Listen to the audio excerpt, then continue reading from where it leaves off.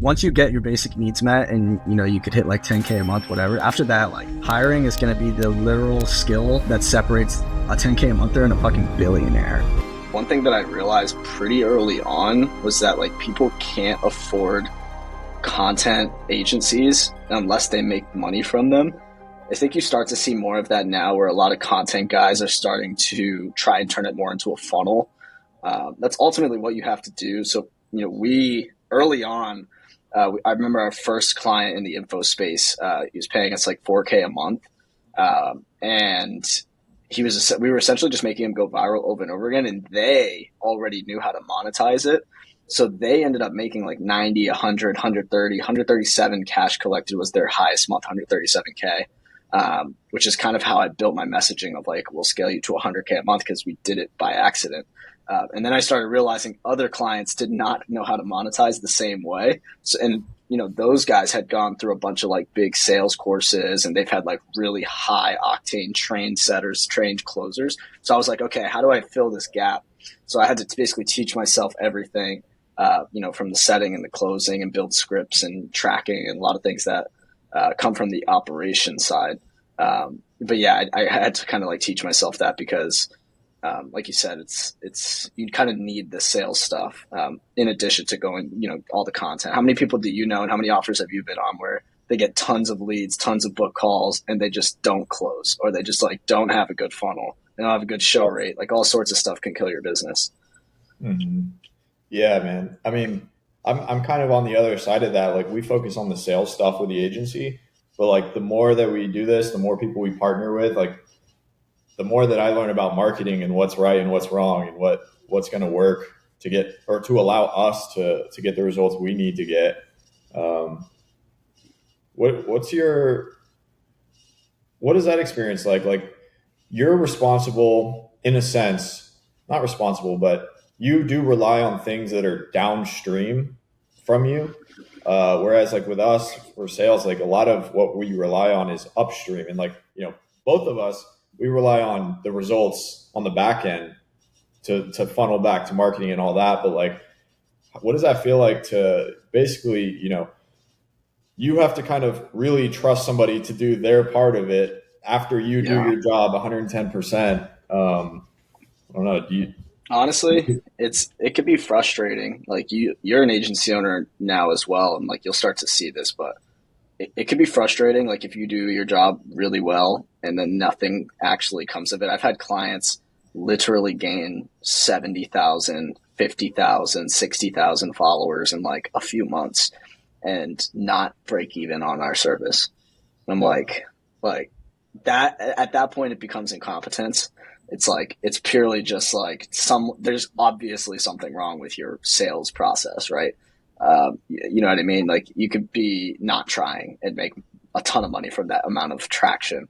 It's all on brand. It's all on brand content. And we track inbound leads for this reason too. So we could track like if the content is generating leads, and it's like hundreds and hundreds and hundreds of inbound leads. And I'm like, come on, I mean, you've probably seen it. So it can be frustrating, but then, the other side of that is that when someone comes to us and they're just like already dialed, like we have a mutual friend who we work with now, and they came to us and they're just like super dialed already before they signed with us in terms of the sales process. And they already are doing content right. We're kind of just stepping in, taking it off their hands and adding fuel to the fire and making them go viral. And it's like dialed, like tons of booked calls, tons of sales. So I think it could be annoying if you have to rely on, to circle back, if you have to rely on some of that downstream stuff.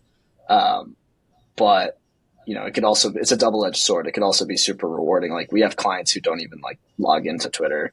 We have clients who we talk to for like 30 minutes a month because they're so dialed. And then on the other side, we have clients who are a complete and total headache because it's like they can't convert anything. So yeah, blessing and a curse. I think that's the nature of percentage-based agencies. Yeah. How much faster on average do you guys see results, like pretty significant results for people that already have a dialed system in place and they're really just outsourcing the production and the distribution of the content versus someone who like maybe they've done something awesome and they're like, hey, I want to start a coaching program or I want to start a service. Yeah. Like how much longer would that take to help that person? So the guys who come on with, I've had a couple of really great successful guys, and of course some complete flops who come to us with like more of an idea and like, I want to grow this. I'm under 10K a month, something like that. They maybe have done just some one-on-one. The guys who succeed, usually in the first few months, they can kind of build enough to sustain. And then that way over time, we get enough traction to scale hard. I've had some take anywhere from like 4 to 5 months. I've had other guys come with dead audiences and go straight to 10K in like the first day from like at zero. So, but in terms of like make it like more of a sustainable on the info product side, like at least 3 to 4 months, versus the guys who come on that have already doing it. Those guys, it's nice because they can come in, they're already sustaining like, you know, a decent amount of sales. There's a lot less pressure, and like we get more opportunity to kind of figure out how to scale them. Because those guys could be, I've had some guys come to us that have like hundreds of thousands of followers and they want us to pick it up. But sometimes when those guys come on, they have like, they're so already like dialed in on their content. I'm like, we're not going to come in and just give like a 1-for-1. So they're just, even if they're growing, they don't like it. So yeah, it's super nuanced. I'm not great at answering some of these questions because I always give like the most nuanced back and forth answer. There's never like an absolute, but I feel like that's part of the game. Yeah, that's how I feel with a lot of the sales stuff and people coming to me on both sides, like the sales reps who want to get into remote sales and then the agency, like clients, like every answer depends on probably 5 or 7 things that's unique to them, to where it is hard to give like one size fits all answers. But I don't know, dude, these businesses there's a lot of moving parts, right? But if you can crack them, like you said, I'm, you know, running the agency now. You've been running an agency for a while. If you can crack them, like they're pretty lucrative. Just get the right people in place so you don't lose your mind. Yeah, I think like finding the right people is 100% it. Like agency life for me, I mean, I'd say the first 6 months it boiled up to that point where I was like a pot of coffee. I had a literal, I don't know if you've seen the company Smeg. It's like this like retro branding coffee makers and appliances. So I had this like $250 retro coffee maker with like a pot. So I'd make a full pot of Bustelo espresso style coffee at 6 a.m. every day when I was living in my studio in Brooklyn. And I'd wake up and I'd just write for like 6 hours and drink a pot of coffee. I'd work out, I'd come back, and then I'd take sales calls and client calls from 12 to basically 6, 7. And I did that every day for like 90 days straight. I was like unbelievable burnout. And I'm like, okay, at this point, I understand why people quit the agency thing. Then I started hiring, and that's when it gets fun. It's when you hire and you're working with people you like, and it's more of like a team thing. Because an agency can just you could do so many things with it because you have so much feedback loop with your clients that there's so many other products and services that you could start to add, and softwares, and you could do like meetups and all sorts of cool, sick stuff. So agency could be a grind, but again, it's all about finding the right people, the right salespeople, which is why I just basically stopped hiring off of Twitter and just started hiring people in the serial sales community. Because I'm like, every time I put out a tweet to hire, it's like 99% like horrible quality. But then if you go through a community of people that are like more like vetted, it's so much easier. So that's why I find the right people more through you guys than anything. Yeah. It's all about expectation setting too, man. Because like for you, example, you hire like content writers, right? And to hire some, like if you go on Indeed and you say, hey, I need a content writer, and then you're going to get a bunch of people that like, they probably went to school for some like creative degree and they think that they're qualified. Whereas I don't know where you found the guys that you have, but they're probably hopefully already versed in like Twitter specific content, and like, it's just it's a completely different league. Same with the salespeople. I think I think you have to, and hiring is like, hiring is basically the most important thing. Once you get your basic needs met and you could hit like 10K a month, whatever. After that, like hiring is going to be the literal skill that separates a 10K a monther and a fucking billionaire. Like actually. I read this from Eric Sue, who's an 8-figure agency owner, and the last thing that Jeff Bezos and Elon Musk outsourced were like hiring. I think Elon Musk was hiring, I think it set up to 2,000 employees, and Bezos was up to like 4,000. They have a hand in the hiring, rather. It's basically the last thing you'll ever outsource as a CEO, which is, you could, extrapolate that to, it's the skill that gets you to whatever your monetary goal is, whatever it is. And I have had some, at this point, I'm not going to call it luck, but I've had some really good hires. Like the only person I've only had to fire one person ever. And it was honestly my fault for hiring him in the first place. I just didn't need the role. It wasn't because he was bad. Yeah. But yeah, I think you have to go to the source. Like if I want a sales guy, now I go to a sales community. If I want a Twitter writer, I'm going to go on Twitter. Yeah. It's kind of like dating. Like if you want a girl, like you need to get off Twitter, right? Like you need to go to the bar or something. Yeah. So I think if you want to meet someone like-minded, go to the gym, etc. So I think it's kind of like that. Dude, that's actually one of my least favorite things to do.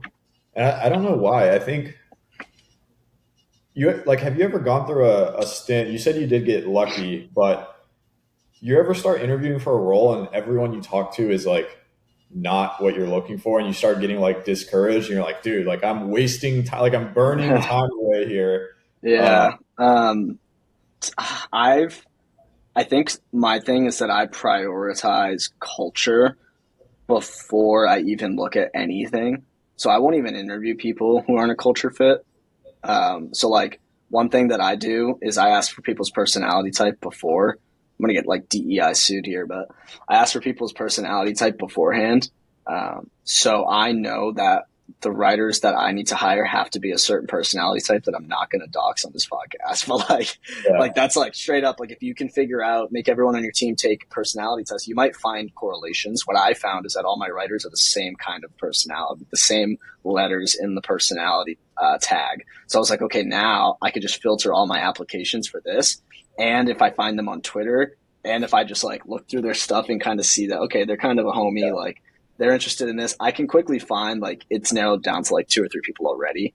I got lucky with my most recent hire, or my second to most recent hire was a referral. The previous 2 have the same personality type. My ops team is all referral. So I think if you have referrals from within your team, they are going to just do the culture fit for you, because they wouldn't refer you someone that they don't want to work with. Yeah. So that's a great kind of 2 great hacks for hiring that I think. I invented the first one for sure, but I think they're pretty good. That's super. I haven't dove into that stuff so much, like the personality test. I've taken them before, like for old jobs where I was a sales guy, and I remember, and more people should use this, I guess. But I remember I was like the top rep. I was in roofing sales, and I took that quiz, and they were like, "We need to go find more people that match Dylan's results." But I was going to say too, I've seen one other person do it, and it was funny. It was Taylor Welch was hiring a salesperson for like 200, 300K per year, like a big time sales role for this newer company that he has. And he was like, click here to apply. And the application was just a personality test. Like it wasn't interesting. It wasn't like, okay, so I didn't invent it. Sorry, Taylor. Yeah. So, I don't know who started doing it first, but yeah, well, I think you know what it is. It's one of those answers. You ever have those things? You might have seen them a lot on Twitter, where like everybody comes to like the same realizations equally, and like everyone kind of thinks it's unique, but everyone comes to this realization at a certain level. It might just be one of those things. Like I feel like everyone realizes certain things as they level up in the business game, so it might just be one of those. Yeah, but no, it's super true, man. Like I've hired between my partner and I, we have about 30 contractors under us in our agency now across all the teams. And like, I've had a say in hiring all those people. And like, you do start to see a lot of common traits amongst like closers specifically, or setters specifically, management, that, so much of it, man, like, I don't know if we've talked about this before, but I feel like just off that culture check, the vibe check in the beginning, like you hop on a call with them, ask them 5 questions or so, and you can pretty quickly tell, like, is this someone that I even want to consider spending time with? Or is this someone that I want my clients like being in touch with, right? So I think a cool way to take this is This is the Sales Bro Pod. You've been doing all your own sales for forever. I don't know if you've ever had a years. salesperson. No, and I won't. It's one of the big agency tips that I've gotten from 8-figure agency guys is founder sales is basically like you could be doing founder sales forever. I think Gary Vee still like, well, at a certain point, like if Coca-Cola is like, I want to work with you, it's going to be Gary Vee who flies to the office. Yeah. Interesting. Yeah. Have you tried to hire a salesperson just out of like trying to protect your time or no?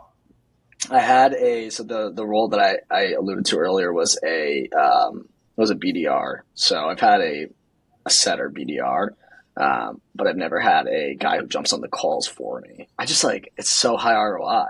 It's like my LTV is like 25, 50, 100 grand. It's like, I think it's worth it for 45 minutes. I do one call closes. You know what I mean? Yeah, that's where we're at. Like we have a guy that helps us.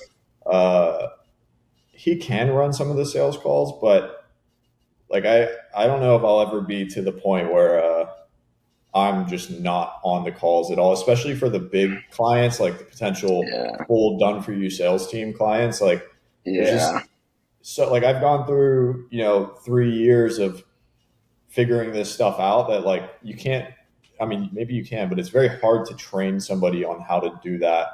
You just can't. You can't, dude. Like maybe there's going to be people who close for agencies and listening to this and they're going to be like, yeah, you can. But I know too many agency owners doing like $1 million a month plus that are still selling. It's just like, I just don't see it. Like, I think if you have an offer stack and you have like you said, like a full dump for you offer at the peak, and then you have some like lower tier offers, like a 4,800 consulting offer and stuff like that. Like you could have sales guys for those lower tier offers, and then you do the highest tier. I think that's probably where most people will land. Like I imagine at VaynerMedia, if a startup is coming and they're trying to get like the base minimum services, Gary Vee's not jumping on that call. But again, if it's, if Elon Musk needs to run a Tesla campaign and Elon Musk himself wants to talk to Gary Vee, guess what? He's talking to Gary Vee, right? Yeah. So I think there's probably some nuance as always. But yeah, again, it's one of the highest ROIs things. And now for me, I know we did a little bit of operations talk in the past, but like I have the ops department, the creative department, and I'm basically the head of sales and the head of marketing. So it's like, what else would I be doing? Yeah, that's where, I think starting the agency, dude, like a lot of our business was referred to us through referrals, through people that we had either worked with or knew of or whatever. And I like fell into the role by default of just like operating. And now as I'm kind of like starting to get my head above water now, I do see myself being most valuable, probably marketing and sales, because one, personal brand is definitely, it attracts clients, but like, I don't know, dude, like you get the operations figured out to a certain extent, then it's just like drive more traffic, right? I think that's something I'm like notorious for coming on these podcasts and talking about other people. So bear with me here, but like that's what I learned a lot from like Gary Vee is just the way I learned a lot from the way he moves. I know a lot of people like to shit on him, but as an aside, I think everyone goes through their phase where it's like, as a complete beginner, you love these like big guys like Gary Vee. And then there's a point where you think you're too cool for everybody and you think like, Gary Vee stuff sucks. It's not valuable. But then you hit a certain level, like at my level, I always watch Gary Vee because I don't study what he's saying. I just study how he's moving. I think he's a beast. But like, again, there's no substitute for brand. I mean, his brand is closing him basically Fortune 500 companies on autopilot. So I think for you, even B2C and B2B, I think the brand is going to be everything for you. Like you'll typically just you'll have guys who are going to see you for B2C and B2B content at all times. Like you'll have essentially your low ticket, which is your B2C, and your high ticket, which is your agency. I mean, look at even Hormozi's doing it, right? Like he's slinging these like 5K tickets to workshops, and then he has a private equity firm in the back end. So it's just personal brands, everything right now. I mean, that's the thesis of my agency. So obviously I'm biased, but it's just like, it's all that matters. Like when you, when we send you salespeople, or when you get salespeople from anywhere, are you just like do you pass them through to clients to interview, or do you interview? And if so, like if they reach out over Twitter, if they reach out over Instagram or something like that, like do you look at profiles? Do you look to see if like they're posting about what they're doing? Like, how does that play a part in it all? To be honest, so I don't do the interviews almost never anymore. My clients will typically give me a way to connect. So I'll either send it to them via text. I'll usually ask one of these guys for their text. Like like the most recent closer you sent me, I asked for his phone number, connected with my client, and he said he found an offer already because you guys clearly have too many offers in your sales community. But like they'll ask for like a text referral or an email referral. But what I do, honestly, if I get a lot, I click their profile, I look at their profile picture, and that's the first thing. I'm like, nope, yep, nope, yep. Like I've had guys that their profile picture is just absolutely obnoxious, and I just X'd out because I have to protect my clients, right? And I just know what I know. So that's number one. I read their bio, I read their location, I look at their header, and I look at their first few tweets 100%. Like if your bio is like a mirror selfie and your header is like to be honest, a lot of these guys, if their header is like girls in Lambos or anything like that, I'll just not send them. But that's just because my clients are actually like all like 40 and like have kids, and I just know they're not going to be a culture fit. So you have to, if I was a sales guy and I was trying to be smart about it, I would take my personal brand serious, and you don't have to look like a suit and tie, right? That's probably just as bad, but have that like middle ground. I like your profile. It's just the middle ground. It's very chill. Yeah. Dude, I don't know. You don't really sell too much B2C like yourself, I guess. But one thing that I've seen to be a huge red flag in just like as soon as I see this, my perception of how competent they are goes down a lot. But the people that retweet those like cash giveaway things, Bot, and you scroll down, and it's like, all right, dude, tell me this was a one-time thing, and it's like, Steve will do it. I'm giving away a Lamborghini, like whoever retweets this, and then you go down again, it's like that one politician. I don't know if he's a politician, but he's like always like giving away $500 or whatever. He's probably not a politician, but he's like an American dude. Dude, those are always like I'd have to disqualify that person from anything that they're like. I have my other red flag, and if I wasn't using my phone for the camera, I would totally just go through the DMs I have because my DMs are cooked with apps. But one of my big red flags is when someone reaches out for like a closer or setter role, and then you click their profile and it's like a completely other thing. It's like a business. It's like I help agencies get clients with YouTube. I'm like, so you're not a closer, you're brand new. Like, you gotta be smart about it. You know what I mean? Like, it's already a red flag for me when people change their offer every 3 months and they're selling something new every 3 months. So like, as a closer, you come in and I see that you have some sort of business on the side. I'm like, why would I refer my client someone who's clearly not focused on this? It's just a red flag. So like, it's just, you gotta be smart about it, which the bar is in hell clearly. Cause I feel like, you probably tell your guys this, but like if you just do the default actions, shout out DK boys, like if you just do the default actions right, like you're already above 95% of people. Yeah, that's one thing. So I work one-on-one with everyone in the community as of right now, and like, dude, so much of the time is spent just like ironing out the basics of like being a good communicator, being a professional, and all that, because immediately you're set so far ahead.